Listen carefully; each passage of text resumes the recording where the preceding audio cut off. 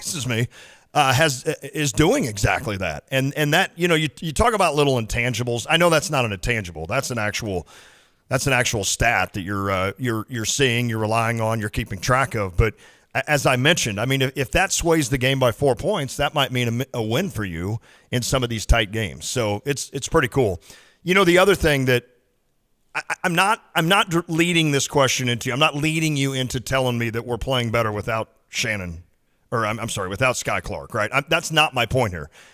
But when you took him away from this team, or when he exits, now all of a sudden a team that was all new to each other and having to kind of learn what everyone is about, now all of a sudden midstream it's like, oh, hey, we're taking this piece out, and now you can learn again. It's almost like you hit the reset button with having to play now without this guy.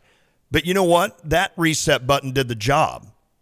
Like, sometimes your computer's not working right, and you just reset it, or you turn it on and off, and here we go. You just reboot it. That one did the job, because ever since then, this Illinois team looks cohesive as all get out. They do. It's hard to really know, and I agree. We wouldn't know the true answer until probably after the fact, if those inside the locker room gave us not even really what was going on, just their real perspective on how much that situation in particular helped any issues that were there, that boosted chemistry. It might just be a sense that I think it added just to the notion of, all right, we got some things going against us right now. We got to figure it out now, or we're going to be on the bubble probably the rest of the year. That's fair. Because they had lost 3 straight high major games, 2 in blowout fashion. Really, they lost all 3 by double digits. When you think about at Northwestern, it really wasn't a game down the stretch. They lost by double digits. Missouri was just an embarrassment. You were down by 30 and lost by 20 plus, right? And then Penn State, you lost at home by 15. Mm-hmm. So for a team that was very talented, obviously, that had big wins over UCLA and Texas, you've gotten to the point where the balancing of the scales was like, okay, you've got these really good wins, but then these losses, it's kind of a push at this point. Right. If not, you take another one, and maybe all of a sudden you're on the wrong side of the bubble. So I think that their backs are against the wall, and then Sky leaves. I do think that when Brad came out and continuously hammered home the point of me versus us, like if somebody is fighting some struggles with playing time, with their own performance, with anything that they could internalize and start to think about, all right, what am I going to do now, or how come I'm not getting mine? There were too many individual streamlines of thinking that were affecting the collective whole instead of guys all bought in for each other. Right. And so when a guy obviously has some things going on, leaves the team mid-season, he's thinking about himself. I mean, let's be honest. I'm not going to take away from anything that Sky might also be going through. Sure. But the fact of the matter is, maybe he was one of those guys that wasn't contributing to the we thinking. Okay. So I think that's the fair. way that I might look at it. Again, though, as we've kind of broken down it before this turnaround happened, or even right after the fact, the Wisconsin game, everybody was like, oh, yeah, I guess Sky was the issue. Sky wasn't the guy taking the hero shots. No, he wasn't. Sky wasn't the guy pounding the air out of the basketball. So as this team now, when you kind of think about, all right, what has been the big stark differences, it's, Illinois actually has ball movement. They actually run stuff offensively. They're actually playing within a flow, and they have that. They're on the same page, and they can run some actions to get some guys some looks. I don't think Sky was keeping you from that. Mm-mm. He wasn't getting in the lane like Jaden. So I'd say that's a big thing that has changed, where Jaden Epps is getting downhill. What does that cause? It caused the defense to collapse. He's either going to get a shot at the rim, or he's going to kick it out for a 3. And so Jaden's play, as he's trended up and Sky obviously was trending down, playing Jaden more has helped this team on kind of a 1-for-1 trade. But big picture, yeah, again, I'm not going to say it's a total coincidence, but I don't think it's explained away by, Sky left and all this team, everything's right with this team. That's fair. I mean, it is an interesting storyline to look back on when this season is done and understand what that is. You brought up the idea of the big wins over Texas, the big win over UCLA, and then those couple of horrific losses in between there where you lost big to Missouri and such. So when we come back, I know it's not the be-all, end-all, but bracketology, they kind of keep track of a good idea of kind of where your team would be thought of right now, and I'm having Kyle pull that up, and we'll kind of look at that when we come back. I always laugh because someone will be like, oh, well, that would be horrible to be in that region. I'm like, we've got 18 more games. Like, let's don't just assume that right there is what it's going to land on March whatever. But certainly it at least gives you an idea of kind of on a national scene where Illinois is looked at in terms of that. So we can dig into that. It's usually the seed line that you can really take away. Like the matchups. You don't look at the matchups. Right. I mean, it would be fun. It's fun to kind of pencil through and say, oh, we could beat them, match up with them in the Sweet 16. Oh, that could be tough or, whatnot. But the bracketologists are able to take the resumes and put together a field based on where teams should be seated. The actual pairings and everything, number one, I mean, it's going to change. Right. There's a lot of games left. But number two, like they don't know the actual, how things would be paired up. It is funny, though. You'll look at it and you're like, oh, that's the hardest region, right? I mean, it's automatic. Right. That's automatic. Hey, one football note. Today is the day that you either declare for the NFL or you don't. And Keith Randolph tweeted out that he is coming back to Illinois. So that's good news on that end with regards to Keith Randolph. Of course, the other guy that we're kind of paying attention to, and I've got Kyle on that, is Newton, to see if he comes back. Because if he comes back and all of a sudden you've got the law firm back with those two in the middle, plus with what has happened on that offensive line minus Avery Jones, who all of a sudden decided Auburn was the place for him after he was 100% committed to Illinois. But really on both sides of the line, especially if you get Newton back, you're looking at you're still in pretty good shape, both on the offensive and defensive side. Keith Randolph tweeted out today, it said, they counted me out, but they miscounted. I like it. So we had, of course, talked to Keith. Well, he was down at the ReliaQuest Bowl and had a chance to visit with him. So we'll be able to talk to him again coming up because it's a good line he's coming back. Keith. I like it. I don't know that we counted him out. Well, no, right. Not saying we, but just in general, like I think that as we've talked to Jay Lehman, as we've talked to Jeremy Warner, like there's been the idea that Keith has a decent amount to be gained by coming back. Exactly. And I don't know if that's the case with Newton. But again, if you get both of those guys back, wow. You talk about a huge coup for that defensive line going into the next season. I think the law firm's back. Let's do it. Both sides. Let's go. Let's rerun it, right? What do they say? Run it back. Run it back. That's exactly what you kids say. All right, we got to do a piece of business here. But again, when we come back, we will look at the bracketology. Who's the dude that does that? I can't think of his name. Joe Lunardi. And just kind of get an idea, unless Brad Evans has got one up. If he's got one up, I'd rather look at Brad's. So I'll let Kyle kind of look at that. I mean, Brad's our guy. I'd rather give him the notoriety of that than Joe Lunardi. I got nothing against Joe. Don't know him. What's the score of the Purdue-Michigan game, State? We have Fletcher Loyer at the line. It is now Purdue 60, Michigan State 59, 2 minutes to go in East Lansing. Do you guys, what channel's the Illinois game on tonight? BTN. Is the Illinois-Indiana women's game being televised tomorrow night? Or is that Wednesday, maybe, right? I'm sorry. Wednesday at 7, the Pack the Place. By the way, the Illini women, Kyle's got it. It's on BTN Plus, which you have to pay for, unfortunately. So we might as well buy tickets. Yeah, you might as well go. There you go. I looked today on the FindingIllini.com site. You can get tickets for $5. General Assembly tickets for $5. That's less than you'd have to pay to subscribe to BTN Plus. That's exactly right. So why not pack this place for this team? They did defeat, by the way, Minnesota yesterday. So they continue now, and they're 15-3 overall, and they have Indiana coming to town Wednesday night. Pack the place. I know we're going. I know Andrew and I, and Andrew wants to take some buddies. I know you're going to go, so we'll all. Kyle, are you going? I think I am. Kyle probably won't hang out with us when we get there. Like as soon as we got around any of his college friends, he'd act like he didn't know us. He'd be like, who's the two guys talking to me, the two old guys? Are they still looking at me? So we probably won't hang with Kyle, but we'll go. Is that your dad and your uncle?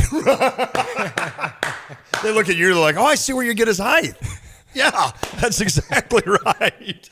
But I look, I don't beg people to go to do these things, and everybody's got certain things. There might be a basketball game going on. We got lucky this week. We play Tuesday, Thursday, so I'm excited to get there to State Farm Center and watch Shauna Green's squad and learn more about this team. I'm really excited about that. I know we visited with Shauna. We visited with Kendall Bostic last week, which was awesome. Calamity McIntyre, I know we had talked about maybe getting her back on the show pretty soon as one of the assistants. So it's a great job that what they're doing, and it'd be great to go out and support them Wednesday. I know I'm going to be there. I can't wait to see that. All right, a little business. Busey drives generosity. That's a monthly campaign encouraging associates and customers alike to give generously, benefiting their neighbors and communities through donation drives and charitable initiatives. In support of poverty awareness, Busey is inviting associates and customers generously give during the month of January. And here's what you're doing with the donation of new socks. So just head to, Dollar General or a store and just buy some socks. Warm, dry socks are essential to anyone without a home. They're the most requested item by local shelters and organizations. And just think how you could do your part by just going out and purchasing some socks. And why they're important? Well, the cold, obviously, and also infection and disease. The new socks, by the way, if you'd like to do and take part in this, can be dropped off until January 31st at any Busey location, either in the donation box found in the lobby or just go through the drive-thru lane. Just throw them in there. Hey, here's some socks. 100% of the socks donated will go to the local homeless shelters. Busey Drive Generosity is part of the Busey Promise to act locally, strengthen the communities where we live and work. For more information about this drive or others throughout the year, visit Busey.com/Busey. Oh boy, this is a good one. Busey.com/Busey/drive/generosity. Just go to Busey and search that. That would be the best way to do it. We're back. CU at Home has their one winter night the first Friday in February as the venue CU serves as host to sponsors and volunteers to raise funds for those without a home. The keynote speaker, George Dennehy, will talk about overcoming adversity with a powerful story of hope. Visit his site, thatarmlessguy.com. Stevie J Broadcasting is proud of the awareness created starting at 6 p.m. Friday, February 3rd. For details, visit cuathome.us. How are you helping support the next generation of leaders and change makers? In 1 hour a week, you can offer the support and guidance a young person needs by becoming a one-to-one mentor in the Champaign-Urbana Public Schools. Join over 450 local adults who are mentoring children. Check out the website cu1to1.org for more information about how you can make mentoring a part of your life. When a cold comes on strong, knock it out with Vicks DayQuil Severe for max strength daytime relief. Just one dose of Vicks DayQuil Severe starts to relieve 9 of your worst cold and flu symptoms to help take you from 9 to none. Power through your day with Vicks DayQuil Severe, the daytime non-drowsy, coughing, aching, fever, sore throat, 9 to none medicine. Use as directed. Get ready for the 7th annual Champaign County Area Restaurant Week. This 9-day celebration features our diverse and award-winning culinary scene with Filipino, Indian, Cambodian, Thai, Mexican, Caribbean, Italian, Zambian, vegetarian, vegan, soul food, farm-to-table, and standard American fare. You'll be able to find a restaurant, share your experience, and dine in or take out. It's Restaurant Week, January 27th through February 4th. For details, go to visitchampaigncounty.org. Hey, could you tell me what aisle your car batteries are in? Sure, I'll go grab one for you. Here's your battery. It might be expired, but oh well. Also, the brand isn't that great, but it should work for at least a year or two, maybe. Anyways, I went ahead and charged you for it, and here's the battery. Okay, have a great day. What just happened? Sometimes good things are hard to find, but they're worth the wait. Make the trip out to Interstate All Battery Center at 2504 North Madison Avenue and get all of your battery needs taken care of by the trusted professionals. Give them a call today at 355-4855. Since we opened our doors, Busey Bank has been committed to the communities we call home. Building financial wellness, Busey is proud to offer customized lending strategies and innovative resources to our vibrant communities. Busey Bank, Building community one family, one street, one city at a time. Member FDIC. Proud to be the official bank of the Fighting Illini. Frankie at the gym says, "Do you even lift, bro?" Frankie at the Champaign County Humane Society doesn't care how much you lift. He just wants to lay on the couch with you and watch reruns of The Office. Carol in accounting will probably judge you for heating up your leftovers in the office microwave and stinking up the entire break room. Carol at the Champaign County Humane Society doesn't care what you eat, just as long as you scratch that one spot right under her chin. Carol the cat and Frankie the dog are just a few of the adoptable pets looking for their forever homes at the Champaign County Humane Society. They won't judge you for the food you eat or your workout routine. They just want to shower you with all the love they have to give. As the only open admission animal shelter in our area, the Champaign County Humane Society takes in any animal despite their age or medical condition. Learn more about adopting a pet, volunteering your time, and donating to the cause at cuhumane.org. The Champaign County Humane Society, where your new best friend is waiting. Hey, Illini fans, it's Max Kellerman. Catch Lon Tay and Derek Piper weekdays from 4 to 6, right here on ESPN Radio 93.5.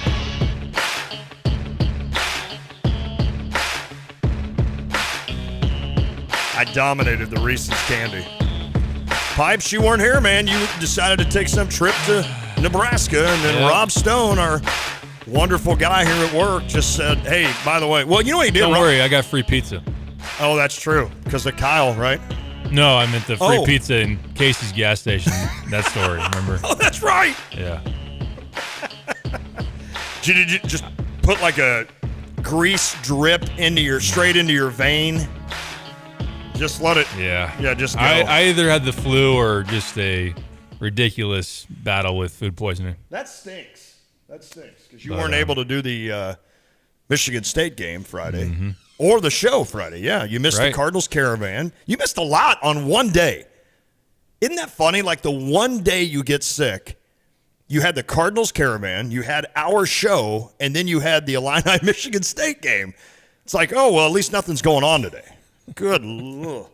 I don't know if you had a chance to hear the show that day. Probably not. I mean, I'll be honest with you. When I'm not on the show, there's chances are good I'm not listening. I was asleep. And it's not because I don't want to listen. It's because normally I'm somewhere, right? If I'm not on the show, I'm on the beach and I'm not, as skilled as our listeners in terms of finding it on the podcast and such. So I just basically get away from it for a day, But anyway, had a great visit with Mason Wynn, who looks 15 years old, Derek. I mean, the kid's like 5'10". I mean, I looked at him and I'm like, when I started the interview with him, I said, you guys are literally getting younger and I'm getting older. Because think about it. He might be the youngest kid we've ever had here. He's like 18 or 20 or something. And then, of course, Ivan Herrera, had a great talk with him, still lives with his mom in Panama. Does he really? He was laughing with Andrew and I about that. And I said, now, Ivan, if you become a starting catcher in the big leagues, you can't live with your mom. And he's like, yeah, I know. But he's like, I'm the youngest child, the only one still at home, and my mom will not let me leave. So she is like basically putting the law down saying, you're not going anywhere. You're staying here. So I said, well, maybe one day that'll be kind of the cool story about you. You'll be the only starting catcher in Major League Baseball that still lives with his mom in Panama. His mom and dad. But it was great to visit with him. And, he was pretty – when we got done with the interview, I said, man, I'm excited to have Wilson, but I hated it for you. And he's like, yeah. He's like, that was tough news to hear. I'll put it that way. But he said, I still think there's a shot that I can catch a lot of games if I end up making it. Now, we did sign I love how I'm just using we because I'm part of the Cardinals, franchise. The Cardinals did sign Kisner to another 1-year deal. That doesn't excite me. I'm sorry. Just don't apologize to me about that. Yeah, I know. You are like the main Kisner not like guy. But then, yeah, that was fun. And then had a great talk with who was the pitcher, Jake Woodford, who is from St. Pete. So, of course, that immediately led to a 15-minute conversation about everything. And I was telling him, like, yeah, we usually stay here. And And he was like, yeah, my girlfriend and I took our dogs to a beach there to run it. And he's like, where is it? And I'm like, oh, down in Paso Grill. And he goes, dude, you do know that. You know that area better than I do. And I grew up there. But I think he's going to have a chance to do some work for the Cardinals this year. So you missed it. It was a cool time. And it was cool to see Bohart, Bernard Gilkey, and the crew. Stevie did a great job with it. So only didn't have a big crowd. So hoping that, now that we're kind of starting to get back to normal, we hope, or have been at least, that we can kind of build that up as we have it each season, because it's a unique opportunity to come and meet face-to-face and ask questions to these players and alumni. All right, Kyle, I asked you to look up a bracketology. You said Lunardi wasn't updated. ESPN's was updated Friday. Yeah, so the last Lunardi bracketology was updated Friday morning. Well, we're not into lazy people here, so. That's right. Jerry Palm of CBS updated his this morning, so it took into account all the weekend games. Friend of the show. We've had Jerry on. He's the like Texan or something. Not sure. Didn't you set that up? You set that up one day, I think, with Did Jerry I get Jerry Palm? I think you did. Mm-hmm. And he's like, sounds like he's from deep Texas. Y'all. Maybe I'm thinking of a different guy. But anyway, let's see what Jerry Palm thinks. Let's say he has been on here. Okay, we're going to say right as I led into that, some breaking news just dropped on Twitter. Do you want me to go with that first? Yes, go with the breaking news. Johnny Newton is back. Yes! Let's go! That's huge, right? Derek, how big is that? Everything is awesome. Everything is cool when you're part of a team. Everything is awesome when we're living our dreams. Biggest news since the Friday you broke Matthew Meyer. It's pretty big news. That is big. A second-team All-American coming back to your defensive line. Let's go. So Newton and Randolph are back. And you'll have Terrell Edwards in the middle. You'll have, wow, how soon I forget. Who was the guy in the middle this year that we counted on? Calvin Avery? Calvin Avery. My fault, Calvin. You're going to have a new guy for him, that kind of that nose tackle. Yep. So, but to get Tariq Barnes back, certainly that secondary still, you're still looking at that like, oof. But, man, to be able to say you got Newton and Randolph back, that's big. And we say it all the time. It really starts up front in the Big Ten. Yep. Illinois' ability to stop the run this year starts with guys being able to take up multiple blockers and be able to clog those running lanes for the Iowas, the Wisconsins, the Northwesterns of the world on down the line. And to be able to have two guys that both all Big Ten, Randolph, third team all Big Ten last year, 13 tackles for loss, 4.5 sacks. Newton, like I mentioned, second team All-American, easy all Big Ten first team. Led Illinois in tackles for loss at 13 and then 5.5 sacks. So guys that can get after the quarterback, guys that can stuff the run. And, yeah, it is going to be a challenge with a younger secondary. Jeremy mentioned like some of the guys they're bringing in, talented, and we saw Tyler Strain, Matthew Bailey be able to hold their own against Mississippi State in that bowl game, which is good to see. But what's a young secondary's best friend? It's guys up front that can really wreak some havoc. I've never figured out that saying. Like, is it wreck or reek? I think you can use both. It's wreak some havoc. I think it's wreak. Yeah, you're wreaking havoc. But wrecking, you wouldn't wrecking havoc. Yeah, it seems like wreck would be more. When I say it, I know sounds better. Like a wreck, I really get more of an idea of what you're saying than reek. So I feel like them wrecking the offensive line. I've gone too long on this, but you know what I mean. Like if you walked up to somebody at the bar and said, "What does reek mean?" They'd be like, "Is that a smell?" It stinks. Right, exactly. And they don't stink. No, they don't. No, they don't. Well, and Derek, that this Illinois team, while Brett Bielema and the staff has done a really good job on the recruiting front, one of the areas that they've lacked a little bit is on that defensive line. Now, I know Gabe Ackus is back, and he's been unbelievable. You get Seth Coleman back, and Ezekiel Holmes will be back, who was hurt last year. So you just go down that line of all the talent you get back. But certainly there was going to be a little bit of a hole there.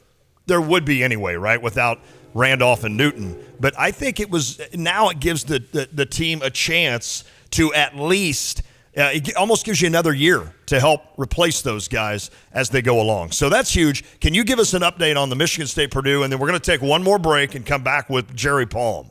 Not with Jerry, but his Michigan bracket. State took a lead, a 1-point lead with less than 10 seconds to go. Purdue dribbles down, quick post entry to Edey, who's just Why are you he's a only cheat one- code. He's a foot taller than anybody else. And he just drops Steph's spin move. The ball goes And he in. was getting fouled the entire time. Sissoko had no chance. Edey scores with 2 seconds to go. Purdue up 1, 64-63, 2 seconds left. Michigan State's ball in East Lansing. Well done. You are all over the color analyst today. From the top 10 in block shots to breaking down Michigan State Purdue. I don't understand why you only have one guy on Zach Edey. You have to assume down 1, they're going to go to Edey, I would think. Well, the thing about Purdue, when they played at Ohio State, the Buckeyes had a lead late. They threw it into Edey. Ohio State doubled, kicked it back out to Lawyer, hit the 3, which was the game winner. But yeah, I would dare the freshman guard or someone else on that team to say, all right, you're not going to be the one. Correct. Edey's not going to be the one to beat us.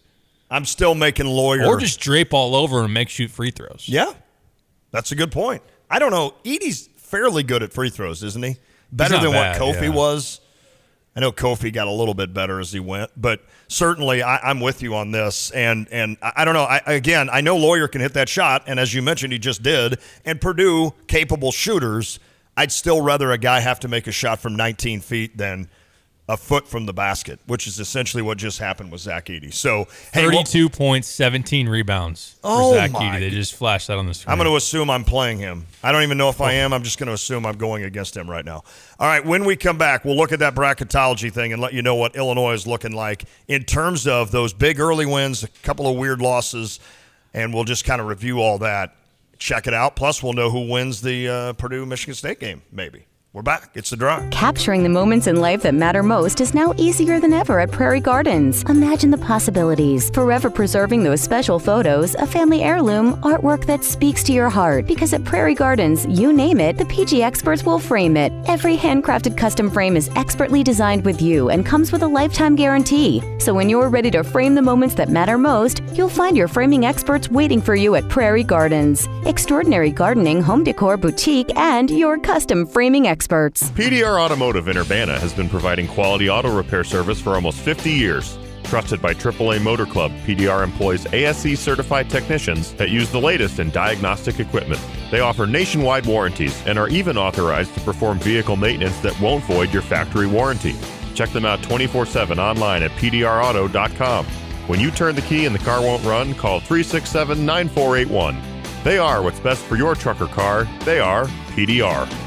The next time you're out and around, why don't you stop into Pards in Urbana? Quality and service, that's their motto. And they have so much more than Western gear. A huge selection of jewelry, Breyer collectible toys, gift cards, and the best boots you can buy anywhere. They feature an enormous collection of jeans, shirts, outerwear, belts, and hats. Pards is so much more than just a Western shop. Stop in and see it for yourself, just off University Avenue or online at pards.com. If you're in the market for a new car battery, you could go to one of those big box stores, except there's no guarantee you'll be served by an actual car expert. Clean up in aisle 3. You could pick a battery off the shelf, except it might be close to expiring.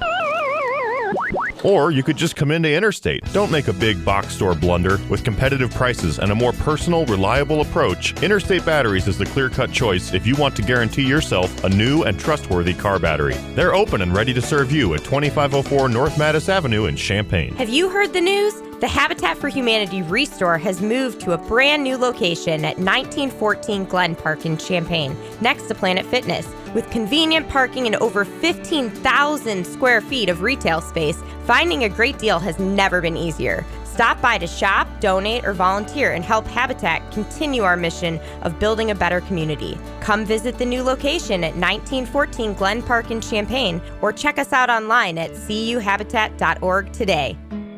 CU at Home has their one winter night the first Friday in February as the venue CU serves as host to sponsors and volunteers to raise funds for those without a home. The keynote speaker, George Dennehy, will talk about overcoming adversity with a powerful story of hope. Visit his site, thatarmlessguy.com. Stevie J Broadcasting is proud of the awareness created starting at 6 p.m. Friday, February 3rd. For details, visit cuathome.us. How are you helping support the next generation of leaders and change makers? In 1 hour a week, you can offer the support and guidance a young person needs by becoming a one-to-one mentor in the Champaign-Urbana Public Schools. Join over 450 local adults who are mentoring children. Check out the website cu1to1.org for more information about how you can make mentoring a part of your life. Hey, Illini fans, Jets Pizza is hiring both full and part-time team members. If you enjoy people and you're looking for a fast-paced, high-energy job, then Jets is the place for you. Need some extra cash? Starting pay is $12 an hour, and there's potential for promotion based on attitude and performance, and you'll get a good employee discount. The hardest part of the job is being around that amazing aroma of the homemade pizza sauce. Drive for Jets. Be a part of the Jets family today. Apply online at jetspizza.com. Jets Pizza, better because it has to be. You've set your financial goals. One kid plans to go Big Ten, the other Ivy. Your bucket list includes seaside sunrises and sunsets on the slopes, or perhaps a second home away from it all. Busey Bank can help develop the right investment strategy to take charge of the years ahead. Busey Bank, building business, growing wealth since 1868. Proud to be the official bank of the Fighting Illini. Member FDIC. Hi, it's Stevie J. Start your day with me along with Diane Ducey, weekday mornings 7 to 9, here on ESPN Radio 93.5. We're just going to watch this live. They had 2.2 seconds left in this game, and now there's another timeout. And there's a timeout. So just for you keeping track at home, we went to the commercial, and they had 2.2 seconds left. They were entering the ball inbounds. I just played a 4.5-minute commercial set, and now we're going to go probably another 2 minutes before we get a finale here. So essentially it's going to be 8 minutes to play 2.2 seconds. It is crazy how the end of a college basketball game takes so long. Could take so long. Can you play that hit again? Do you remember which number that was? Yeah. You need a little I want to give Slim Kyle Shady. man. Kyle, quick trivia.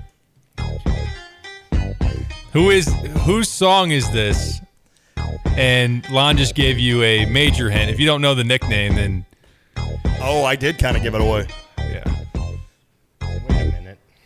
Wait a minute. Oh, I thought he was going to start rapping. Like all of a sudden he's like, then he just blurts out wait a the minute. entire first verse. I walked through the door as I came into the store. I'm not even going to. I'm going to stop right there. Do you know who this is? There's a movie made after him. I don't know. 8 Mile. What was it called? 8 Mile. 8 Mile up in Detroit. He's from Detroit. His mom's name was Kim. I'll be mad at myself when you say it. I know. Oh man, kids these days. I know. Well, we're too old or they're too young. Yeah, one of the two. that's It's probably. Eminem. There you go. Yeah, I should have come And up not with like that. the candy, you know? Like the candy. Right. Oh wait, that's not it. I was gonna try to play a little Scorpions because he didn't know who the Scorps. No, that's Motley Crue. There's a good Netflix show on Motley Crue. It's older, but viewer discretion advised when it comes to some of the scenes. Can you see how much time we can burn? Yeah. Like we had to do all of that and we still haven't inbounded the ball. Purdue is 16-1. I mean, we kind of want Michigan State to win this. Tyson Walker. Did it. Oh, air ball. Tyson shot an air ball and Purdue wins 64-63. Is Purdue going to run away with the Big Ten, or is this going to? It looks like it. It looks like it. Man, they're now 6-1 in the Big Ten, 17-1 overall. Right? I mean, he had a great look. He literally had right to the left of the top of the key and shot an air ball. He is 30 in this game too, and just airballed maybe he was a foot behind the 3-point line. It wasn't even close. I mean, he missed it by 3 feet.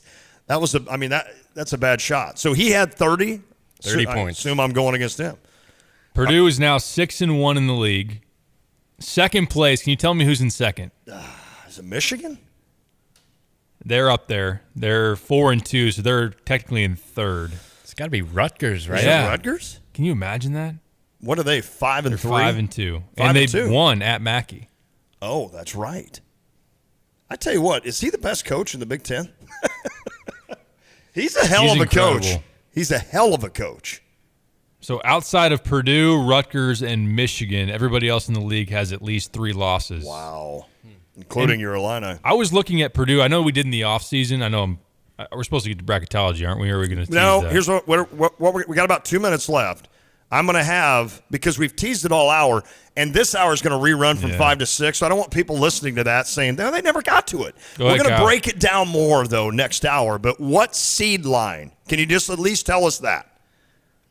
6. Okay, a 6, which I like. And that's CBS? That is Jerry Palm of CBS. Okay, all right.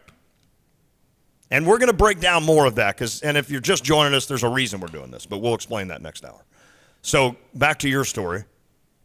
Oh, we looked at schedules as far as whose was favorable versus Illinois. Like Indiana had a really tough draw with their Big Ten schedule. After this game, Purdue has at Minnesota, home against Maryland, at Michigan. Then they draw Michigan State and Penn State in West Lafayette. They could legitimately win their next 6. And once again, they weren't really thought of highly in this Big Ten, right? No.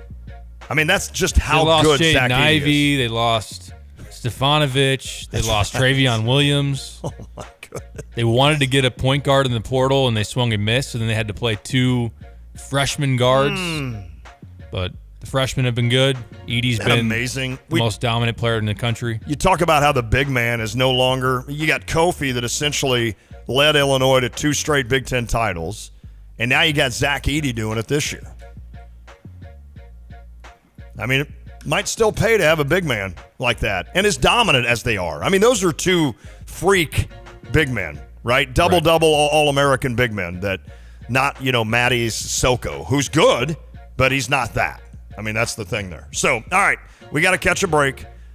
Next hour, we'll break down Jerry Palm, and I'll let you kind of get an idea of Lenardi as well, where he's seeding Illinois, and we'll talk a little bit about what Illinois can do the rest of this year to kind of improve that seeding, or what will happen if they lose a few games. How far would they drop? We'll do mention all the that. Gophers. And we'll mention the Gophers. They deserve a little bit of A mention. little bit. I don't know, really.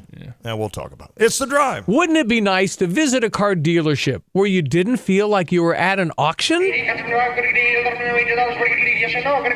Or didn't feel like you were being taken to the cleaners? I'm going to make him an offer he can't refuse. Welcome to Sarah Champagne. At Sarah, they offer a one-price promise. Every vehicle at a fair price, no negotiation, only the best price. Sarah Champagne, Honda, BMW, GMC, Buick, and Subaru. SERRA Champagne.com. Get ready for the 7th annual Champaign County Area Restaurant Week. This 9-day celebration features our diverse and award-winning culinary scene with Filipino, Indian, Cambodian, Thai, Mexican, Caribbean, Italian, Zambian, vegetarian, vegan, soul food, farm to table, and standard American fare. You'll be able to find a restaurant, share your experience, and dine in or take out. It's Restaurant Week, January 27th through February 4th. For details, go to visitchampaigncounty.org. When you're buying a battery, it's important to look beyond just the price and make sure you're buying a quality battery. So when you're buying one from the big box store, make sure you ask the question, what's the date on this battery? Is it dependable? Sometimes the big box stores have batteries that have been sitting on the shelf for years. Or you can just come to Interstate Batteries, outrageously dependable, and buy your battery from the people who only do batteries. Interstate Batteries at 2504 North Madison, Champaign, way out there, but totally worth the drive. How much is dependable worth to you? Interstate Batteries open 6 days a week. CU at Home has their one winter night the first Friday in February as the venue CU serves as host to sponsors and volunteers to raise funds for those without a home. The keynote speaker, George Dennehy, will talk about overcoming adversity with a powerful story of hope. Visit his site, thatarmlessguy.com. Stevie J Broadcasting is proud of the awareness created starting at 6 p.m. Friday, February 3rd. For details, visit cuathome.us.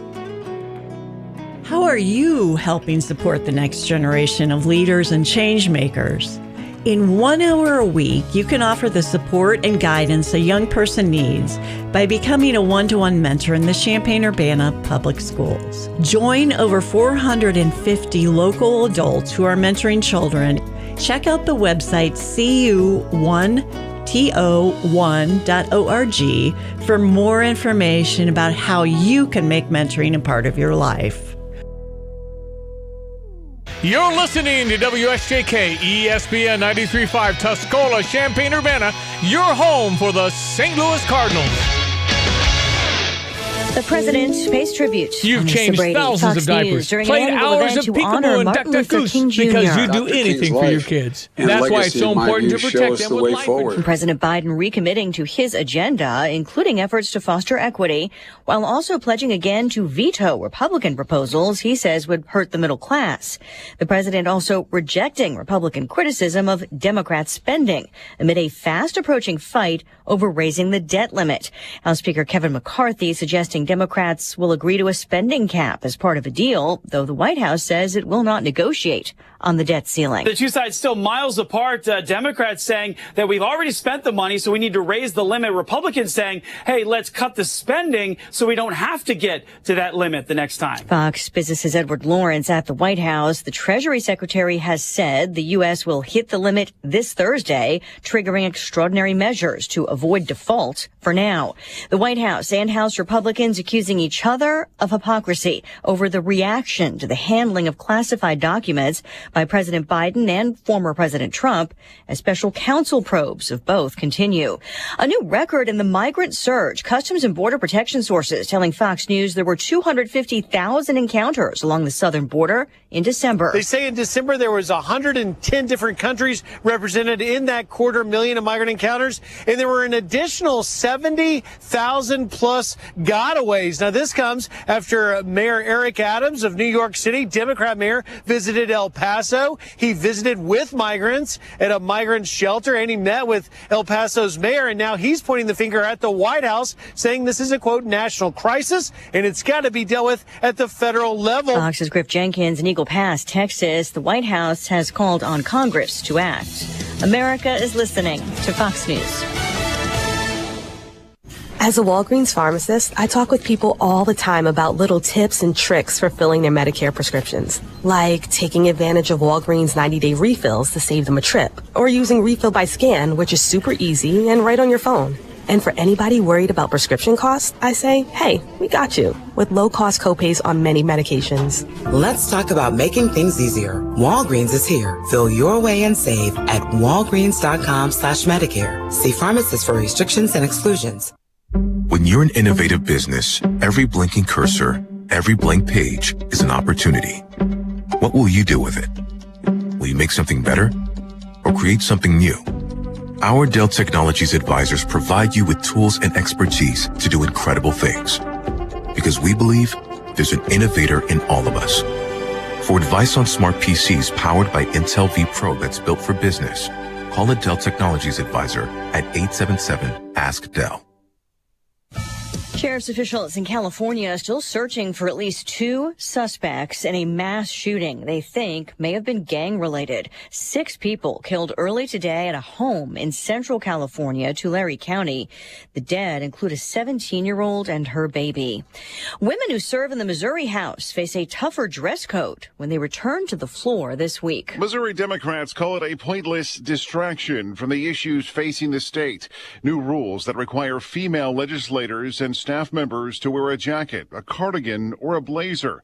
Missouri Rep. Republican Ann Kelly, who introduced the dress code, said it was done to ensure decorum and mirror the men's dress code of a jacket, shirt, and tie to maintain a formal and professional atmosphere on the House floor. Missouri Republicans say that criticism of the dress code was overdone when all the rules did was clarify what's required. Fox's Jeff Bonasso. 7-Eleven stores, including in Texas, California, and New York, are using music to chase some people away. Some in the 24-hour convenience store chain creating an inconvenient environment for homeless people who they claim are harassing their customers. Experts tell us that classical music and opera are annoying. Jagat Patel owns a spot in Austin, Texas. He spoke to Fox and Friends first. He's been pumping up the volume of the music. And it's working. He and other store owners say it's led to fewer people camping out in front. They are definitely annoyed.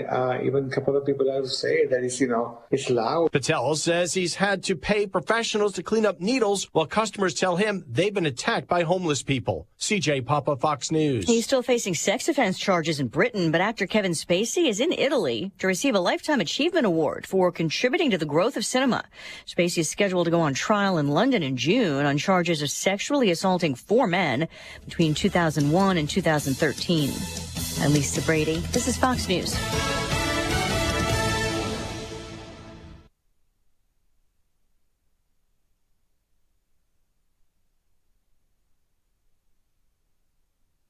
Hello again, everyone. Let's check weather for Eastern Illinois, Champaign-Urbana, and vicinity. A breezy and colder day today, and some of that overnight snow shower and flare activity shifting to the south and east. Sprinkles and snowflakes are back in this afternoon. Temperatures up to about 35. Normal high this time of the year to about 32, so we're in the ballpark. Gusty north-northwesterly wind. Gradual clear and colder tonight down to 23. Fair amount of sunshine expected for the day tomorrow. A few more clouds on Sunday, but a nice temperature recovery expected to begin at 38 tomorrow with light winds. 28 tomorrow night and up to 45. At a wind blown, partly sunny Sunday. That south wind will hit 30 miles per hour. 2 more wet weather systems next week. One Monday into early Tuesday. Another one later Wednesday into Thursday. Nothing next Friday, but a bit of a cool off in temperature readings by then. Highs on Monday up to 52. We're in the 40s for highs on Tuesday. 48 on Wednesday. 46 and dropping on Thursday. Next Friday, daytime temperatures into the upper 30s. Some colder, a little more wintry weather heading through the rest of the month of January. For CVJ Broadcasting, I'm Peter Olshus, Greg Soldier. Ignition sequence start. 5, 4, 3, 2, 1. Liftoff. Check. I literally just create madness. Well, they're up. I'm going to go off here. They don't have a great quarterback. I got to take a break. I'm getting in trouble. To win the Big Ten, you first got to win the West. Bad Bunny. Have you heard his name in a while? No. Has it bothered you? No. Defensively, they got to come in with some confidence. Is that even analytics? I'm in a parking garage. I'm kind of lost. Terrence Shannon, Matthew Meyer, R.J. Melendez, Coleman Hawkins. These trophy presentations aren't over. I didn't come here to go 5-7. I'm so proud of Illinois football right now. I'm so tired of Joel Embiid. We're not taking Patrick Corbin. I want to bet the Bears. Oh. You are Reba McEntire's niece. Roshan Russell. Coach Bielema. You no longer. Yeah, salute to yourself. What? We got all kinds of things for you here. There's a lot of glass. Oh. Guys, we have breaking news. Uh-oh. It's The Drive. Smack Dogs.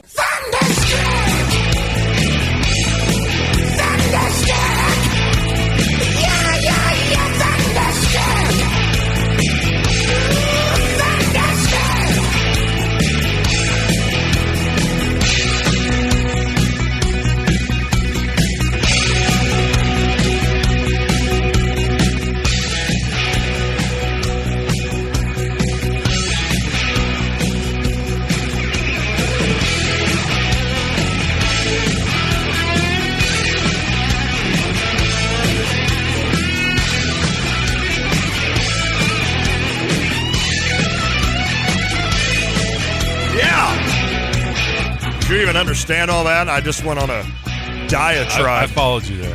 Is that the right word for that? All right, it is The Drive, ESPN Radio 93.5. Lonte, Derek Piper. Kyle, the intern, is back from his Christmas. What were you gone, 3 months? Just one. Oh, okay. It seemed like 3 months. Hey, how was it? How was Christmas? You know, it's always interesting, like, to go back when you're a freshman. And then, you know, you still miss home. Let's be honest, right? And then by your junior year, you don't even know who your parents are.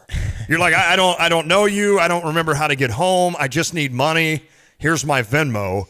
But, you know, that freshman year, you want to get home. You want to see mom and dad. You want to get some cooking. You know, you just want to see your buddies that you hung out with in high school. So did you have a good trip home? And you've got one sibling, you said?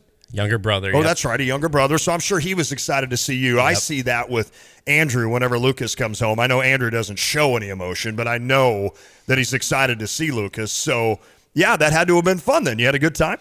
I did, yeah. Holiday season, being at home. I'm not to that point yet, like you said, where I still was excited to be home for a month and stuff. And And yeah, my mom's cooking was a lot better than the dorm cafeteria. That's to say the least. There's no doubt about that. Did you go hog wild on Christmas? Did you get a lot of gifts? I did okay. Okay. What do you want me to say here? I told the story that I gave both my boys money for Christmas. So I literally left my agency and walked across the street to the bank, and that's where I did my shopping. So I don't know if I told you this, Pipes. I think I did off the air. So about 3 days after Christmas, I'm talking to Andrew, and I said, "What are you doing today?" And he's like, "Oh, I think some buddies and I are going to go to a movie, and then we're going to head over to B-Dubs and eat." And I'm like, "Oh, that's a good night out." And now keep in mind, I had just given him money. And I'm going to put it this way. I'm not going to tell you how much I gave. I gave him plenty of money to handle that, all right? So he says to me, "I didn't know if you could float me some cash." And I'm like, I pause. I literally paused, and I'm like, "I just gave you." And you know what he said? "Well, I don't want to break 100. Now, when I told that story to all of my buddies, they're like, "Well, look, we kind of understand Andrew's point." And one of my buddies is like, because I hate breaking 100, because once you break it, you spend it immediately. Like, it's gone, right? You know it's in your wallet, and it's like, I can't wait to spend this. What can I buy next? So next year, I'm getting him the same amount of money in $5 increments. He's not going to have the excuse next year of, "Well, I didn't want to break 100. I'm like, unbelievable. So, but hey, kudos to him for at least giving it a shot. I feel like especially when you're in high school, it's kind of like that big baller move, though, when you pull out 100 out of your wallet. Yeah, that's true. Probably. Or was he going to a movie or something? Well, I mean, you just go to a movie and get some popcorn. That's going to cost you $78. So I mean, we went to see Tom Hanks' movie, that A Man Called Otto or something, and Kara had bought the tickets, but then and we didn't need it, but it's like, we're at a movie, we got to get popcorn and a pop. So we got the 2 pop and the popcorn, and literally each one of our pops was a 2-liter of whatever it was. And for those that have been to a movie lately, you know exactly what I'm talking about. They're enormous. I literally got a 2-liter of Coke. And I was like, if I finish this, Kara, you need to slap me. Like, there's no way anybody should drink that much Coke. And, of course, the popcorn is ginormous, but it was like $25.84 for a pop that probably cost, 8 cents, I would assume. And then the popcorn, I don't think it's terribly expensive to make popcorn. And, of course, then you pay for that extra butter. I just was like, that's the one expense no one complains about, because you need that. You do. You need that butter. I usually don't complain either. I'm like, you know what? Whatever. It's good. It's a movie. I don't go very often, and it's like when I go to Cardinals baseball games, I know how much the beer is. I know going in how much it is. I just suck it up. I'm like, I'm gonna have a few beers. You're not bantering with the vendor. You're like, you know how much I could get a 6-pack for?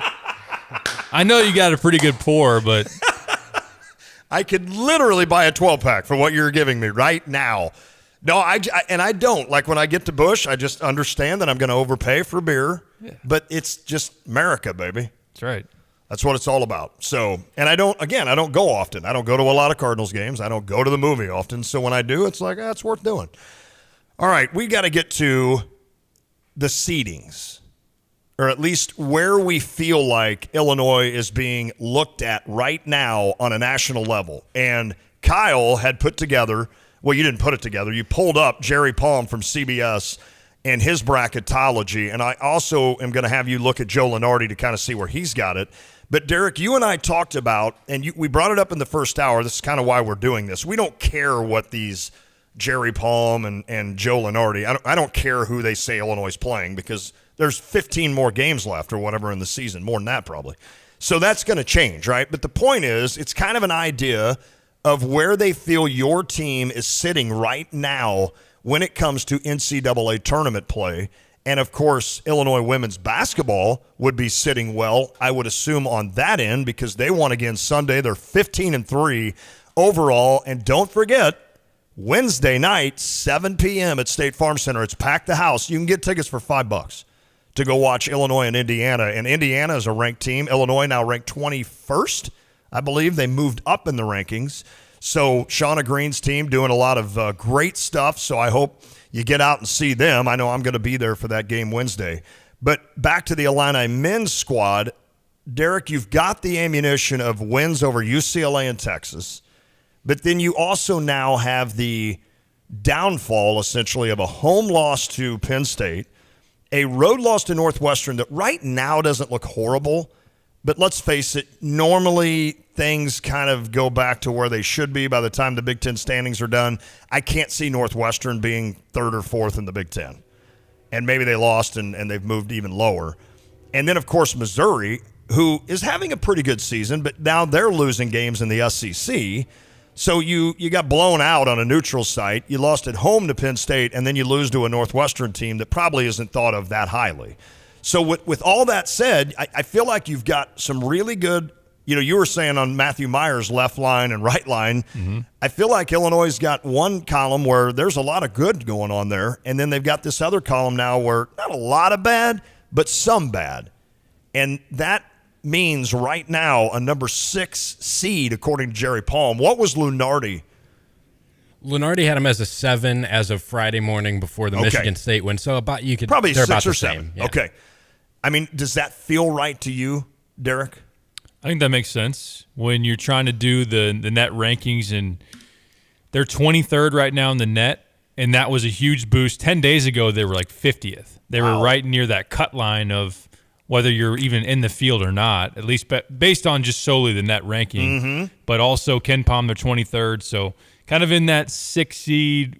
It's a team that has the needle pointing up once again. So this Minnesota game isn't going to help you. The only thing it can do is hurt you. Got it. This is a quad 3 game. If you were to lose this would be a brutal one on your resume. But after that, you got some more opportunities. Indiana at home right now is a quad 2 game.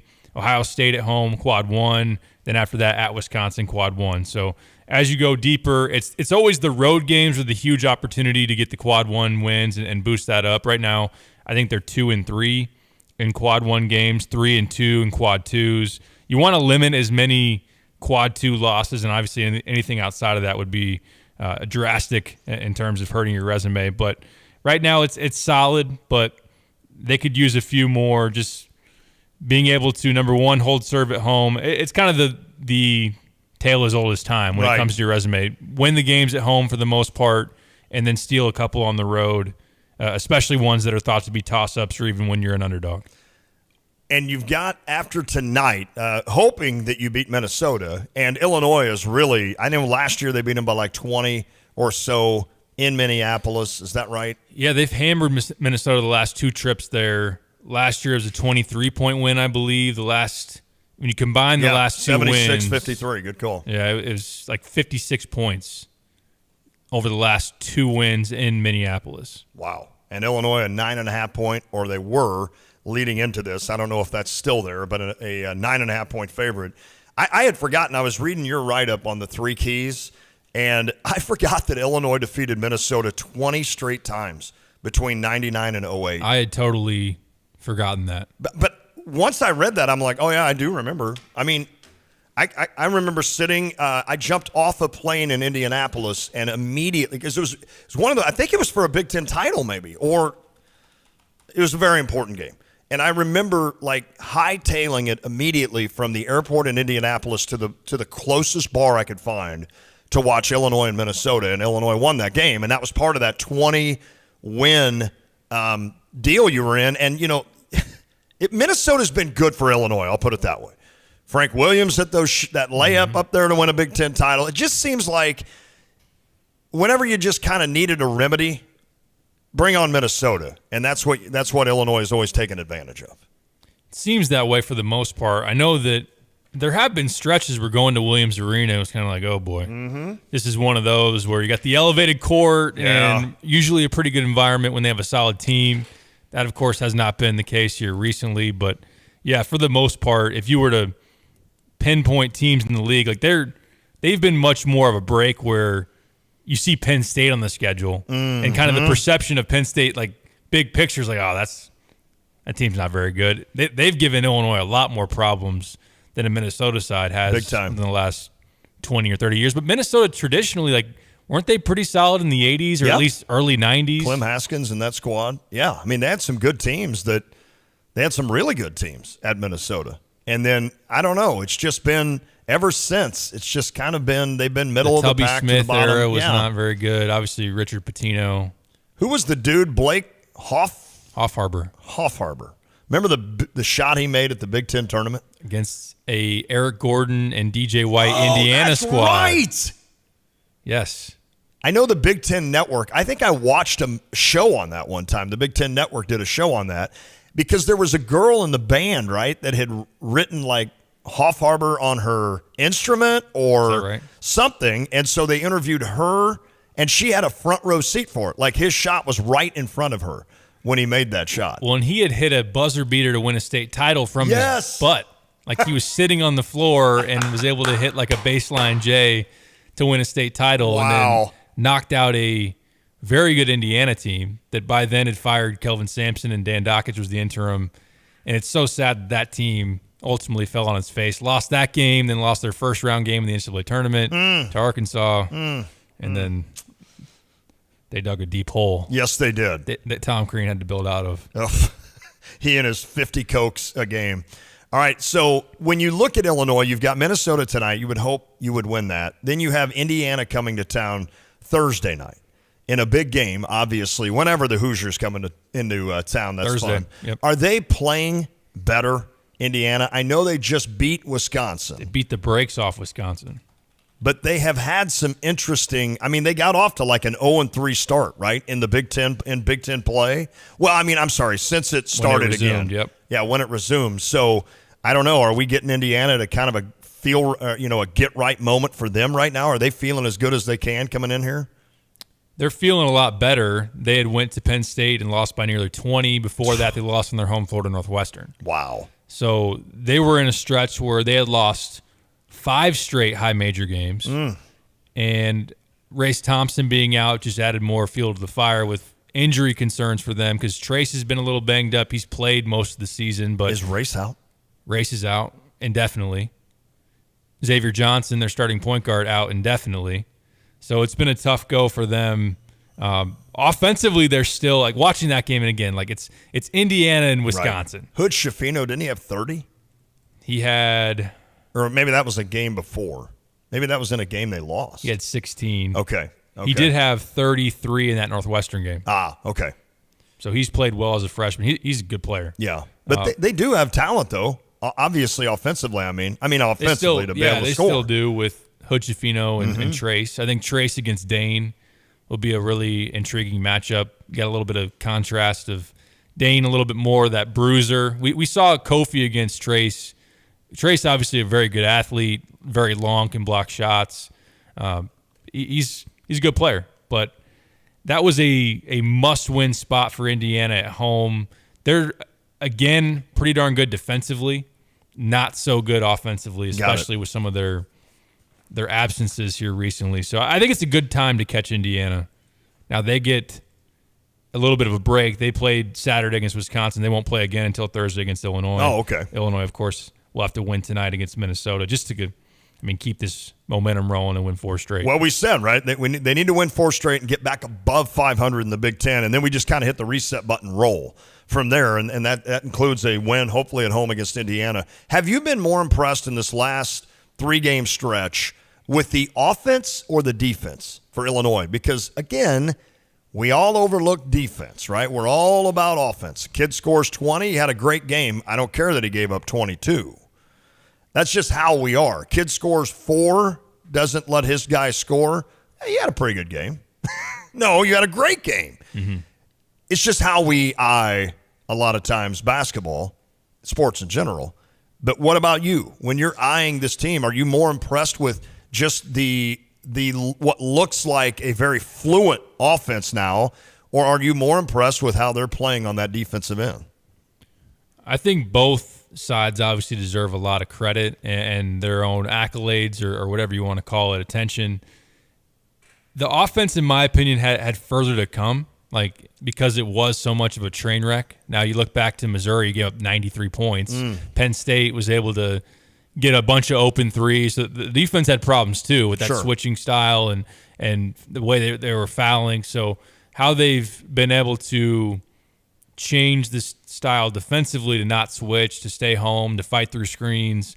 We talked about earlier in the show the block rate, the ability to defend in the paint, and then now they're not giving up threes. And that's been the key or part of the key ingredient here recently to what was really good defensive squads here in recent seasons for Illinois is, okay, Stefanovic comes in or insert shooter here who's been someone that can really hurt you. Illinois usually has not allowed that guy to get any shots. Right, exactly. So Michigan State didn't make a three.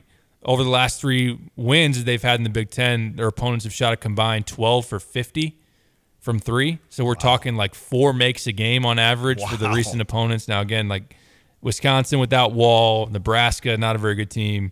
But still, defensively, they've been pretty good. All that being said, I think that offensively they've had further to go.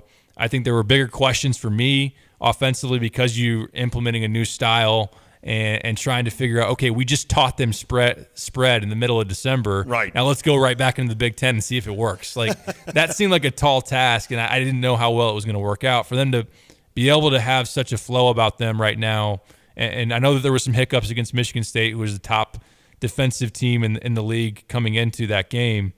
But for the most part, I think it is just the chemistry offensively, the ball movement, and now a team that can look like they can actually run stuff and get guys shots. When we come back, I want to pick your brain on who they need to stop tonight. There's 2 guys that really stand out for Minnesota and not the one that has my name. Talon. Yeah. He's actually a good player. He is good. He is good, but I don't think he's one of the 2 I'm No, thinking he's not about. one of the stars. So every time Talon gets the ball tonight, I want you to think, Talon, it's Lante, not Talon. So we will kind of break down what Derek thinks of this squad and, should Illinois win? Yeah. But why maybe they won't? I'll ask you that question when we return. If you want to weigh in, 217-359-2255. Kyle has our YouTube going. Is it fixed indefinitely, or you got to go in today? It's up today. I got to still figure out how to set it to run from 3 to 5 every day. Are you an IT programmer? Because you were like typing stuff in I've never even seen below. Like I was like, I was playing around with the software. You're like backslash, hyphen. Do you know coding? Code Know me. some code? Yeah, I mean, that's seriously. He was over here like putting together his own like arcade game or something. Do they still call it an arcade game? Are there still arcades? Maybe at some hotels. The mall used to have a cool arcade. Yeah, I think the mall might. Do they still have it? Maybe, I don't know about here, but some malls would. Yeah, I'm sure they probably do.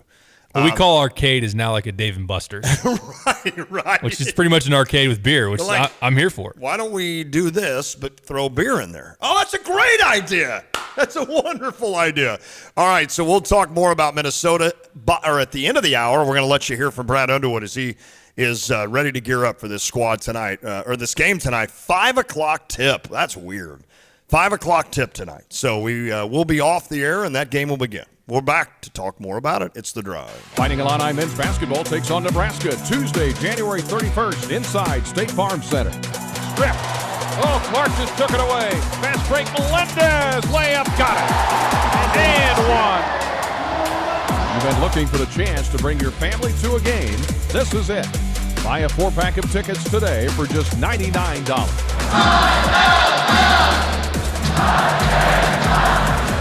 Tickets are on sale now at fightingillini.com.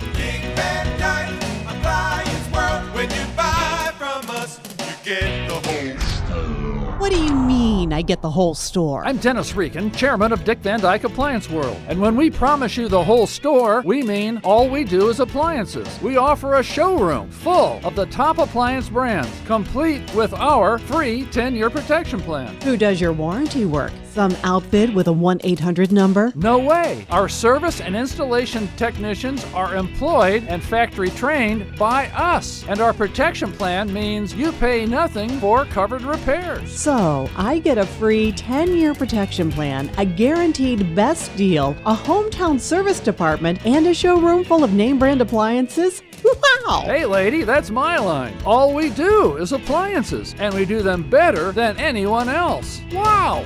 Van Dyke Appliance World. When you buy from us, you get the whole store.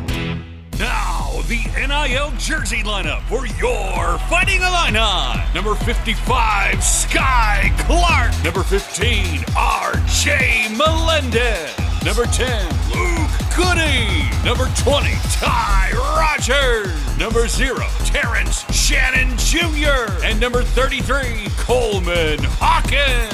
Get yours at State Farm Center on game day, online or in stores. Game Day Spirit, official fan store of the Fighting Illini. Loud and clearly better. Good times. Good vibes. Hi, this is Steve from Good Vibes. And this is Luke Goody from your men's basketball team. So, Luke, how's the rehab coming along? Pretty good. The doctor says I might be cleared earlier than we thought. Hey, that's great news. I know it's got to be tough for a player like you to ride the pine or the couch. Yeah. Let's say I wanted a bigger, better TV while I'm recovering. What can I do on a college student's budget? Luke, we go straight to Sony at every level, especially now with holiday pricing. You can get a 65-inch Bravia screen and stay in 3 figures. Sony's all about image quality, so their mid-grade models look better than the other guys' step-up sets. I'm still pretty gimpy. Can Good Vibes deliver a 65-inch Sony and set it up in my place for under $1,000? Absolutely, even after sales tax is added, and that's for the mid-level, not even the cheapest one. And for what it's worth, Good Vibes is a Sony warranty station, so in case anything goes wrong, we come to your place and take care of it. You won't get that from Amazon or Best Buy. Maybe I can trade them for some basketball tickets? Kidding. Just kidding. Hi, y'all. Welcome back to Trucker Lives Matter, presented by Gail Fredericks Trucking. Today, we have a special guest, Donna, the operations manager at GFT. Hi, Donna. Hi, Dixie. Thank you for having me. Tell me, Donna, what's so special about driving for GFT? First and foremost, our drivers truly matter. They get top pay plus opportunities for monthly bonuses, every weekend at home, paid holidays and vacations, and they are pre-dispatched so they aren't wasting time waiting on us. Oh, girl, I love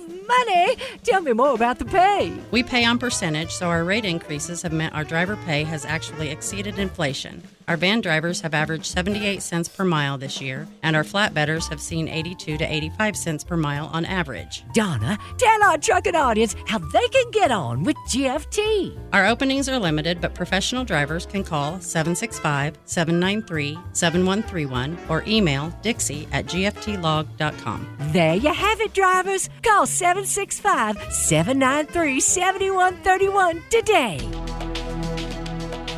See You at Home has their one winter night, the first Friday in February, as the venue CU serves as host to sponsors and volunteers to raise funds for those without a home. The keynote speaker, George Dennehy, will talk about overcoming adversity with a powerful story of hope. Visit his website, thatarmlessguy.com. CDJ Broadcasting is proud of the awareness created starting at 6 p.m. Friday, February 3rd. For details, visit cuathome.us. PDR Automotive has now been serving the Champaign-Urbana area for over 50 years. To give you some perspective, 50 years ago ended the U.S. involvement in the Vietnam War, and it was when Secretariat won the Triple Crown. So what does that mean for you and your vehicle? Whether you need a carburetor overhauled or your new vehicle computer system diagnosed or programmed, PDR Automotive has the experienced, knowledgeable staff that can handle all your automotive needs. Online at pdrauto.com, they are what's best for your truck or car. They are PDR. Hey, Illini fans, it's Georgia B. Catch my boys Lante and Derek Piper weekdays from 4 to 6 on The Drive. Boom, boom, brr. Hey, it's Loud Pipes. I don't think I've ever noticed that.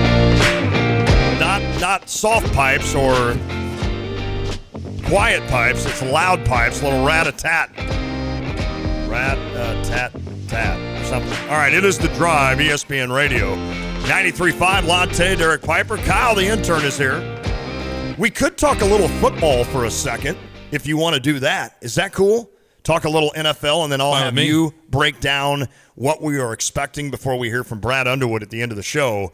So if we review what happened this weekend, we can start, Kyle, and I don't mean to do this, but we can start with a game that scared the living snot out of me, and that was the Bills defeating the Miami Dolphins. Now, I was helping at the pancake and sausage breakfast here at St. Thomas and Philo. So by the time I got to the game, it was 34-31 Buffalo, and Miami had the ball. And I'm like, you've got to be kidding me. So your Dolphins without Tua throw up 31 against the Bills. So I'll ask you, Kyle, what do you think of that? And how impressed with you were, I know it's still a loss, but how impressed with you were with Miami? And then, Derek, I'm going to then throw it at you to say 31 points given up by the Bills and a backup quarterback. How bad is that if you're Buffalo in terms of hoping to win a Super Bowl? Or is it simply that Josh Allen can just outscore anybody? So I'll start with you, Kyle. How impressed with you with Miami for at least – because everybody had that game. It's 13.5-point spread. I mean, going into the game, I had no expectation that the Dolphins would even compete in the game, to be honest with you. So the fact that they were able to have multiple chances to win, I'm sure if you turned it on 34-31 Dolphins at the ball, you saw the 4th and 1 delay a game. I did. That one's going to be stinging me for a while. But yeah, I mean – and I think what happened was the Dolphins got some things to go their way that they really needed to go their way. Josh Allen turned it over 3 times. One of them was a fumble return for a touchdown. So there were some things that if the Dolphins were to win the game with Skylar Thompson at quarterback, they needed Josh Allen to turn it over 3 times, and he did. But at the same time, I thought they really competed, and I was pleased. I hate to say I'm pleased with losing a playoff game. I know what you're saying. But with the relative to the expectations I had and with how banged up the Dolphins were, I was satisfied with their showing. Well, knowing if you're in the same spot next year with a lot of the same team and you have Tua, then you're in pretty good shape there. All right, Derek, how scared would you be if you're a Bills fan? And you just mentioned Josh Allen turned it over 3 times. They had scored a touchdown. I didn't realize that, off a turnover. But how worried are you if you're a Bills fan about giving up that many points to a Dolphins team that you didn't, has a backup quarterback? I think it is tied to your offense because you look at the yards gained by the Dolphins. Skylar Thompson threw for 220 yards, 1 touchdown, 2 interceptions, and the Dolphins ran for 42 yards total. Wow. Okay, so maybe this is just a weird – I think it is the question of, and it is kind of knee-jerk reaction for Josh Allen, who's – incredibly talented. Is he too much of a gunslinger? Is he a little bit of a wild card where this year he leads the NFL in red zone interceptions? Similar, we've seen Patrick Mahomes kind of have those, and look, when you're that high powered of an offense and you're going to be playing in some blowouts, we've seen it from Mahomes where he kind of gets a little careless or just doesn't. He can live with some gambles, some rolls of the dice. I think Josh Allen has some of that to him, but even late in that first half, I think as the game started to turn and Allen just kind of chucked one down the field 50 yards, which was essentially a punt, and it was intercepted by the Dolphins. And Kyle mentioned the fumbles. He had 3 fumbles, only lost one that got turned into a touchdown. Were they fumbles that he just dropped, or were these Dolphins hitting them? Dolphins were in the backfield a lot. They had 7 sacks. Oh, wow. And one of them was the strip sack touchdown, and he lost a couple others on hits. Sometimes he tries to extend plays, though, and gets a little careless with the ball. He is incredibly talented. Yes. I mean, if we were drafting quarterbacks throughout the league, he would go within the first 3 picks. Yep. But there is the question of, is he going to make too many of those plays at the wrong time? Because just the consistency that you got to be able to have throughout a postseason. I'm not going to here's why Josh Allen will never win a Super Bowl. If I was on First Take or something, maybe I would do that, and you'd yell that little bit, and then. But I'm not gonna do that. There's just the concern of is he gonna have this game against the Bengals or any time between now and them winning a Super Bowl, where he's going to make those mistakes and prevent them from winning one. Obviously, we have the history, or the injury, that just occurred. Wasn't there an injury early in the year for the Bills? Didn't they lose somebody in the secondary as well? I mean, are they too banged up defensively? They were missing Tre'Davious White earlier in the season. I believe he's back. Oh, is he back? Von Miller is out for the year. That's who I'm thinking. That was a big And loss. Micah Hyde as well, who's their starting free safety. That's He's been out for secondary, a while. So Hyde and Miller, I know they talked about maybe Von Miller being able to make it back in case they made a deep run, but I don't think that's the case anymore. So, I mean, and then who was the young man that essentially died on the field? Damar Hamlin. Damar Hamlin. Now, he was a secondary, right? So you're without him and Hyde now? I mean, it just seems like the Bills on that side of the ball have had some injuries. So, all right, let's switch gears. Giants beat the Vikings. The Vikings won every close game they played all season, and then they lose to the Giants.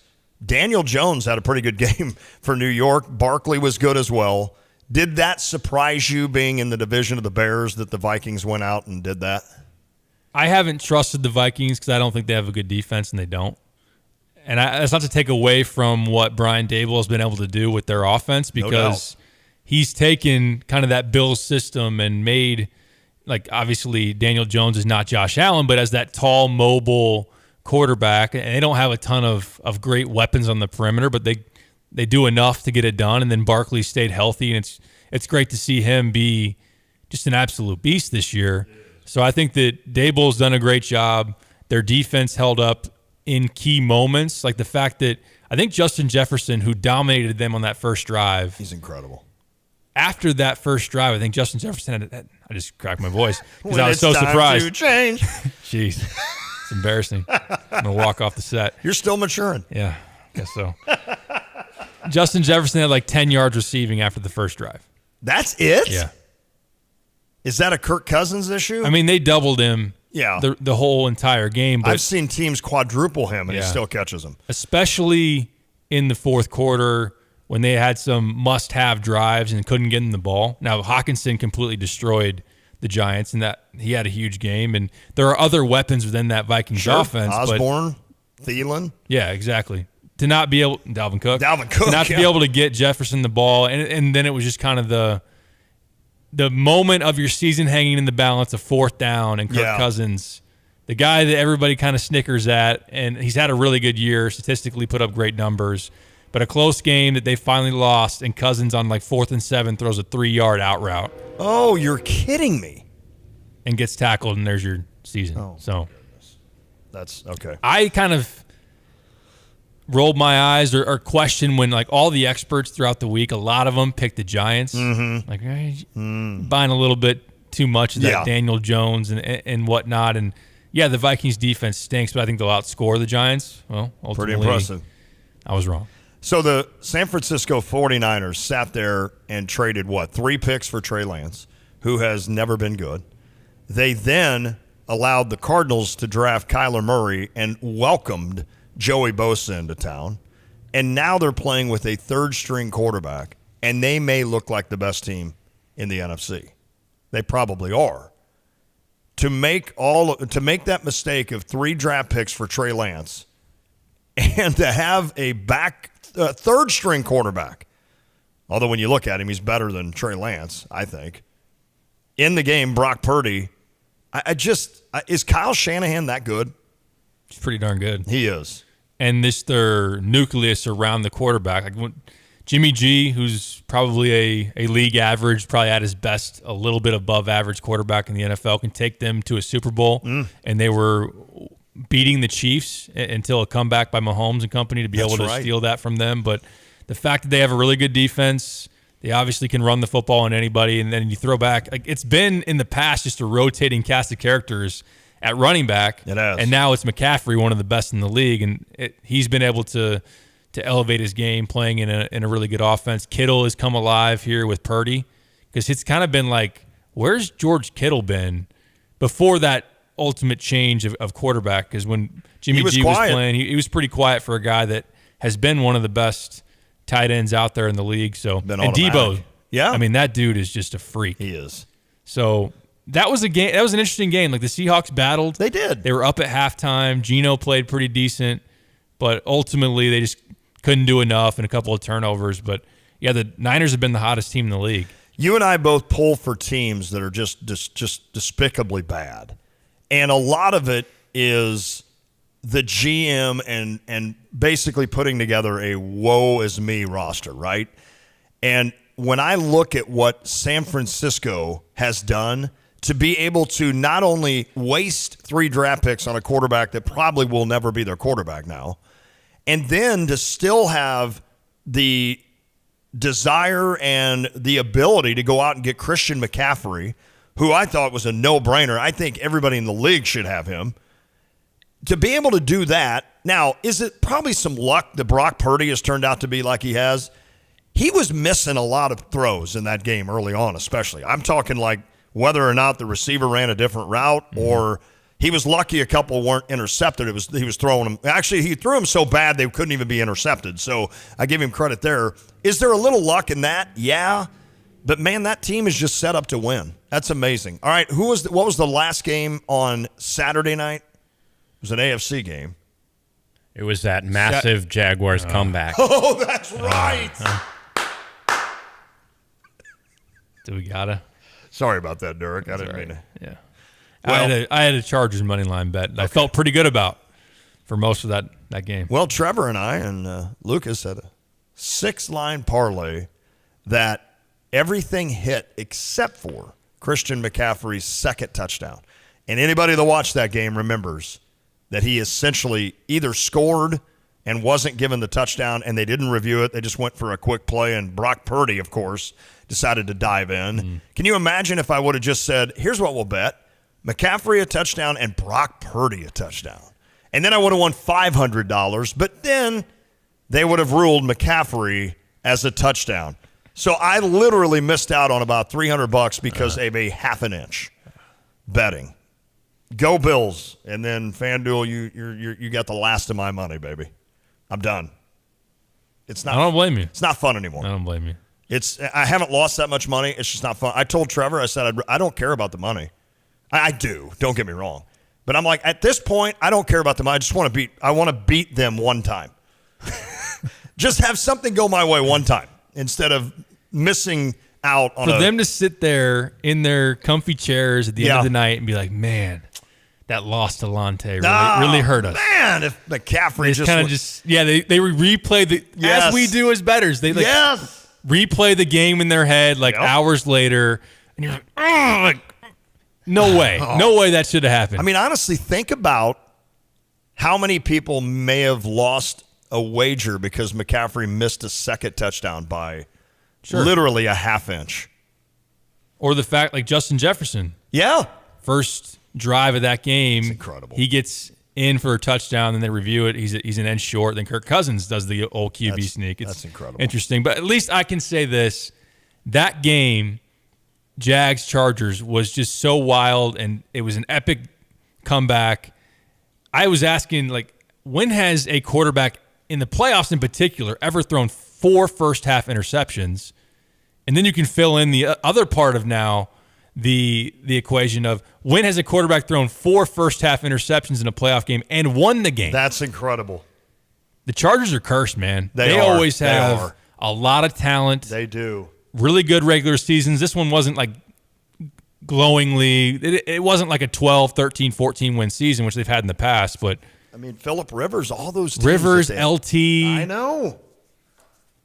Junior Seau back in the day. I mean, they've always had great teams. Antonio Gates. Dan Fouts they won with, it seems like, when they were the San Diego Chargers. Maybe they need to go back to that.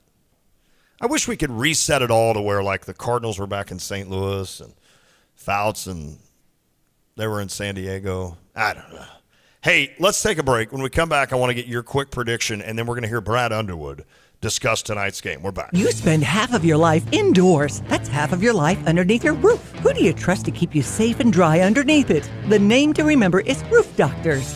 Roof Doctors understands the harsh weather conditions that your roof endures because they're a family and locally owned business. From your community, for your community, the doctors who make the house calls, Roof Doctors, at roofdoctors.com or phone 328-7529. Rest easy under a roof that's been treated by Roof Doctors.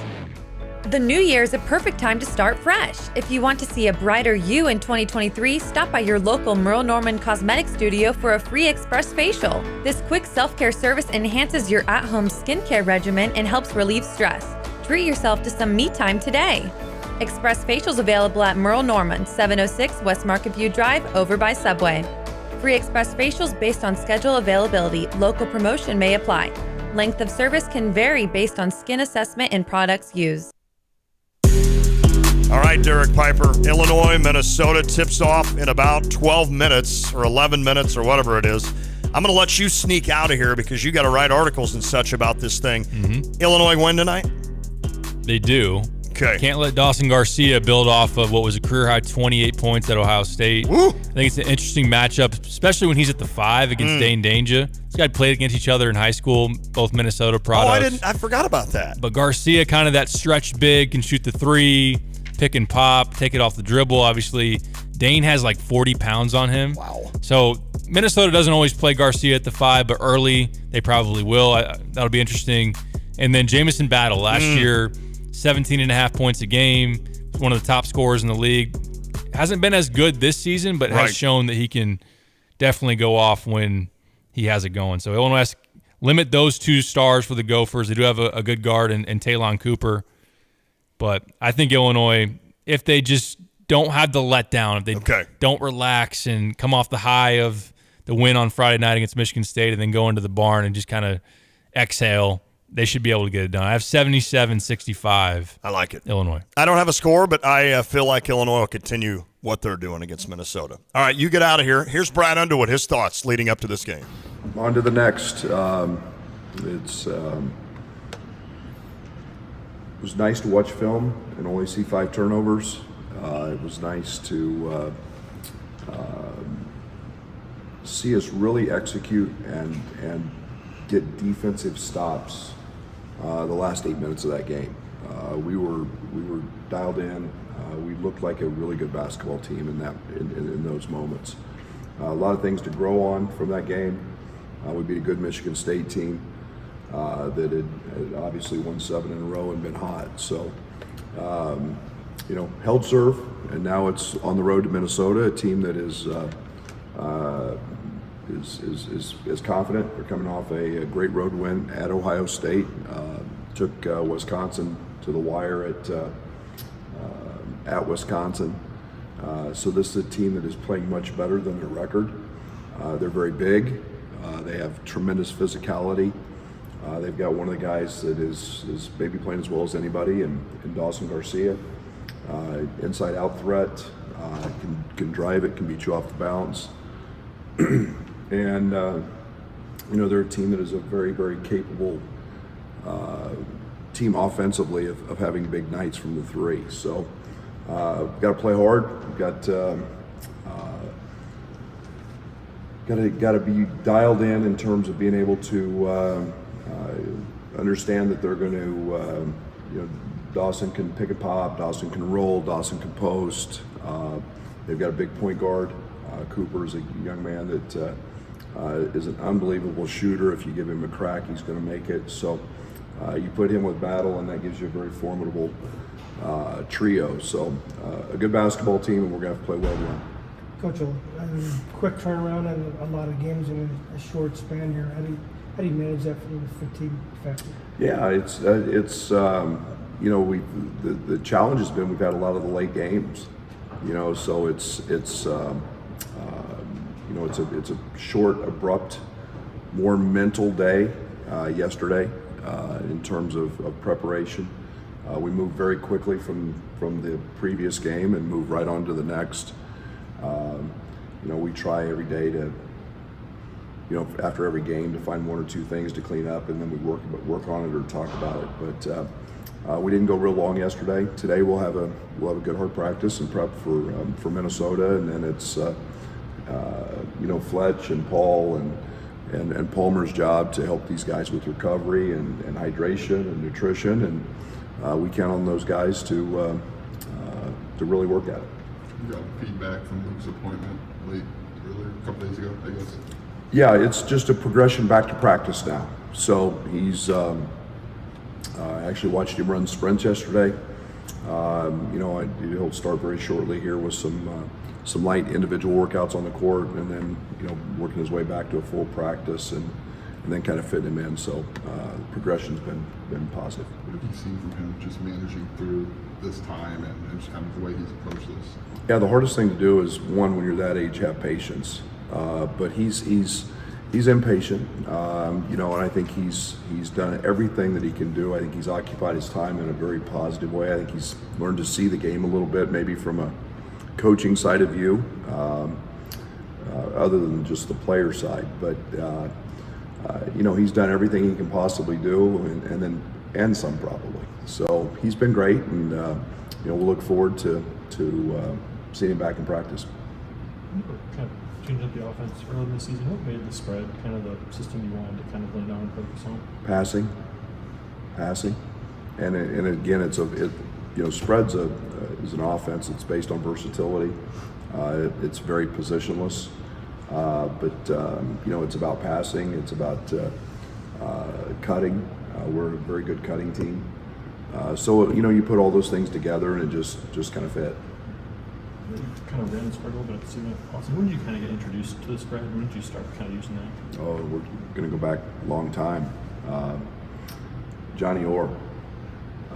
When Johnny Orr was coach at Iowa State, played against it. And I've always felt as a player it was one of the hardest things to guard. And just kind of took it. Dana Altman ran a version of it at Creighton.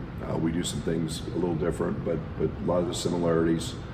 And then it's something, as soon as I became head coach, I started with. And I've just kind of developed it and tweaked it based on teams. I love it because you can have a driving team, a shooting team. You can have a pick and pop 5-man. You can have a roller. But I love the versatility of it. So it's, I did a clinic in, when I was at Stephen F. in Florida, and a high school coach walked up to me, and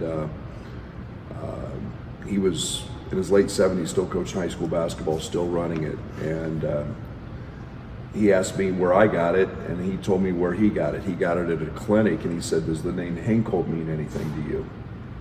And he goes, "I got it from Coach Hinkle at a clinic back in the 50s. So it's a pretty old offense. It's been around for a while. Are there things you can do with Dane that you could do that you did do with Kofi, and are there things that you find that you can do with Dane that you couldn't do with Kofi? Oh, there's a ton. Yeah, I mean, Kofi was a predominant, roller, front of the rim, 2 feet in the paint, type guy. Dane's jump hooks, right hand, left hand, his post ups off the block, his ability to use the bounce, his isolation stuff. 2 completely different players, and see some of the same results because Dane's very, very effective doing some of the same things Kofi is, but he's got a big bag, so to speak, in terms of ideas and things we can do with him. Might be a silly question. A couple of years ago, you guys did that all-access game against Penn State. Can you take anything realistically from that, or how did you approach maybe not putting everything on the table, so to speak, like Minnesota? I didn't worry about it personally. I think everybody's different. We all have a pretty good idea of what everybody's calls are and plays are. It's still getting those 5 guys to understand it and handle that. So, Minnesota's got really good personnel. Do we have play calls? Yeah, we still had them anyway. So it's not that big a deal. Coach, it seems like during this winning streak, roles are a little better defined. Is that a fair assessment? Are the players a little bit more bought into what's expected? Well, I think there's more comfort. I think just the fact that it's mid-January and we've played, I don't even know what a record is. You played 15 games or 16 games, whatever it is. You start to identify those type of things. And, as a coaching staff with 9 new guys, we had to figure out where to go and who could do what. And that takes some time, but so role identification is always a big part of success. Brad, I know you pride yourself on defense with this group, but when you hold Nebraska to 1 point over the final 4.5 minutes or so, and you outscore Michigan State 15-6 over the last 4.5 minutes or so, how tough is it to kind of lock in defensively at that point in the game, especially in a conference like the Big Ten, and how well does that reflect on this group of guys to have been able to do that for the last few games? Yeah, I lock in a lot defensively. I probably lock in more defensively because then I've got to be very dialed into what they're trying to run and what they're trying to, the adjustments they're trying to make against us. And we made a couple switches the other night, or a couple changes the other night that led to some late game switches because of their personnel. So I'm probably every bit as dialed in defensively as I am offensively. Same thing. If they make an adjustment, you've got to counter. But if we can get stops and rebounds, especially with a lead, then it puts a lot of pressure on people, and so we're very dialed in on that side of things to some situations we may have to handle and make changes. Do you expect Sincere available tomorrow? I do. Anything unique about Minnesota that you have to adjust to? Yeah, Dawson. Dawson's a unique guy. Dawson's talented, and they've got above average 3-point shooting. I mean, they're a team that can really get going shooting it. We've got to guard the three, and Dawson, catches the ball, plays a lot in the middle third of the floor. He's a very good ball handler. He's a guy that, again, can pick and pop, and he's a good passer. So, if you switch Smalls onto him, he goes to the post. So he's a guy. You're listening to WSJK ESPN 93.5 Tuscola, Champaign-Urbana, your home for the St. Louis Cardinals.